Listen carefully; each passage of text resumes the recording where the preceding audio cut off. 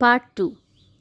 Everywhere there was the same dryness, the same stiff woody plants.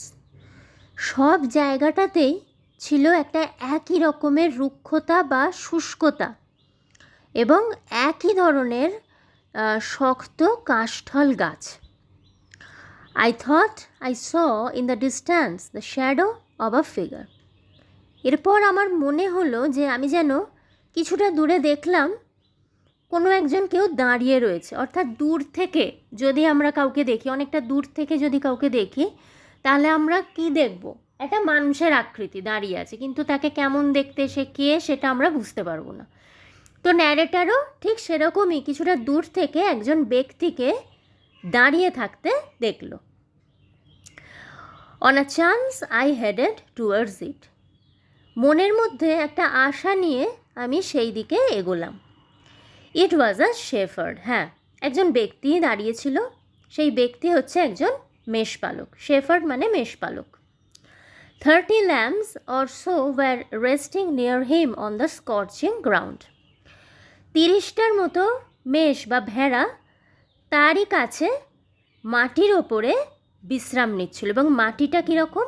Scorching ground. Scorching মানে হচ্ছে সূর্যের আলোয় বা রোদের উত্তাপে যেন ঝলসে যাচ্ছে, অর্থাৎ মাটিটা গরমে ঝলসে যাচ্ছিল। এবং সেরকম মাটিতে বসে সেই ভেড়াগুলো ওই মেষপালকের কাছেই বসে বিশ্রাম নিচ্ছিল।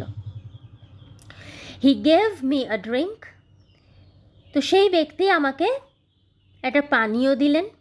And a little later he led me to his shepherd's cottage. এবং কিছুক্ষণ পর সে আমাকে তার যে শেফার্স কটেজ, অর্থাৎ সে যে কটেজে থাকতো, সেই কটেজে আমাকে নিয়ে গেল।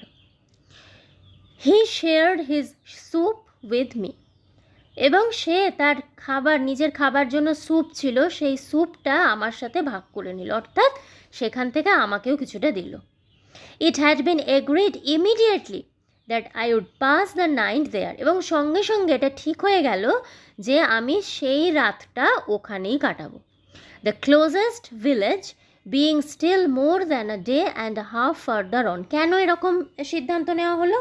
না, সব থেকে কাছে যে গ্রামটা ছিল সেই গ্রামটাতেও পৌঁছতে গেলে প্রায় 1.5 দিন সময় লাগতো।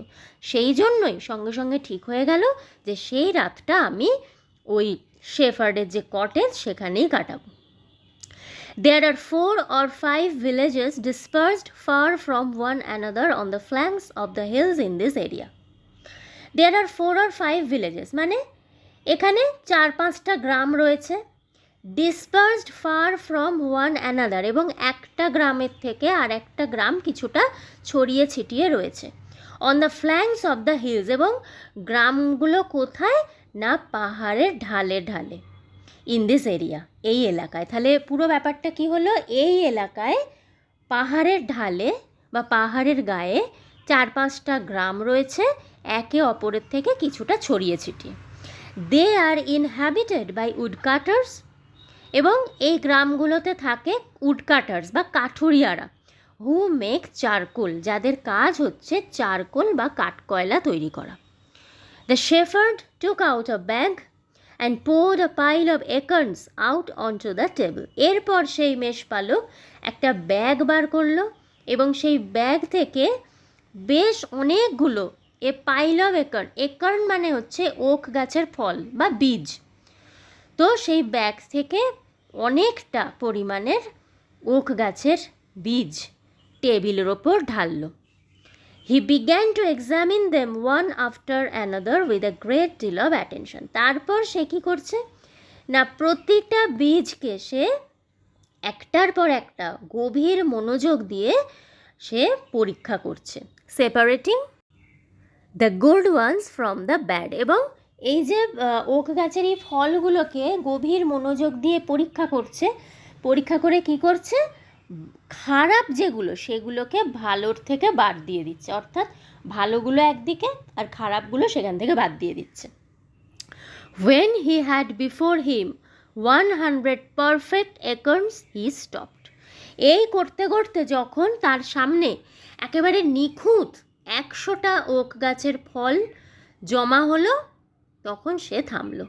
And we went to bed, এবং তখন আমরা ঘুমোতে গেলাম।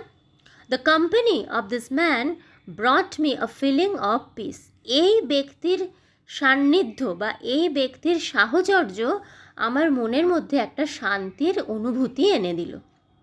হি gave me the impression that nothing could disturb হিম। এবং এই ব্যক্তি আমার মনের মধ্যে একটা ইমপ্রেশন তৈরি করলো যে এই ব্যক্তির যেন কিছুতেই কিছু যায় আসে না, বা কোনো কিছুই এই লোকটাকে কি বলবো, ডিস্টার্ব করতে পারে না বা বিব্রত করতে পারে না, কিছুতেই কিছু যায় আসে না। আই ওয়াজ ইন্ট্রিগড, তো আমার কৌতূহল হলো। And I wanted to find out more about this man, এবং যেহেতু আমার কৌতূহল হলো, আমি এই লোকটি সম্পর্কে আরও কিছু জানতে চাইলাম। তো পার্ট 2 এখানেই শেষ হলো।